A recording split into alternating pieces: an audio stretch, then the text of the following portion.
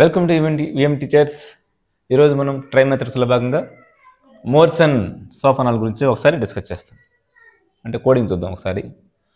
మోర్సన్ నమూనా అంటే for exam point ఆఫ్లో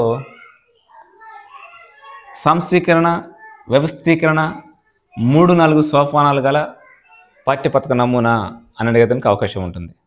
లేదా వీటిని ఆర్డర్ అడతాడు, వరుస క్రమం అమర్చమంటాడు.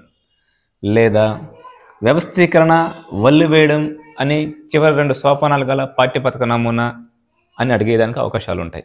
సో అందుకని మనం ఇవేంటో వాటిని ఎలా గుర్తుపెట్టుకోవాలనే విషయం ఒకసారి మనం పరిశీలిస్తాం.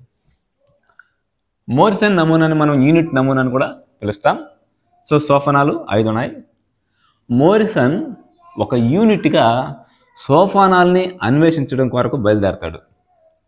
గుర్తుపెట్టుకోండి, మోరిసన్ ఒక యూనిట్గా సోపానాల్ని అన్వేషించడం కొరకు బయలుదేరతాడు. ఆయనకి ప్రదర్శనలు ఎక్కువగా కనిపిస్తూ ఉంటాయి, సంశయంలో పడిపోతాడు. సో వ్యవస్థ మొత్తం ఇలాగే ప్రదర్శనలతో ఉంది అని బాధపడి వల్లే అనే ఒక అమ్మాయిని తీసుకుని ఆయన వెళ్ళిపోవడం జరుగుతుంది. మళ్ళీ చూడండి ఒకసారి.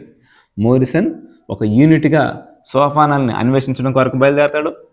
ఆయనకు ప్రదర్శనలు కనిపిస్తాయి ఎక్కడ చూసినా. సో అప్పుడు ఆయన సంశయంలో పడిపోతాడు. వ్యవస్థ మొత్తం ప్రదర్శనలతోనే ఉండిపోయిందనేసి వల్లి ఒక అమ్మాయిని తీసుకుని ఆయన వెళ్ళిపోవడం జరుగుతుంది.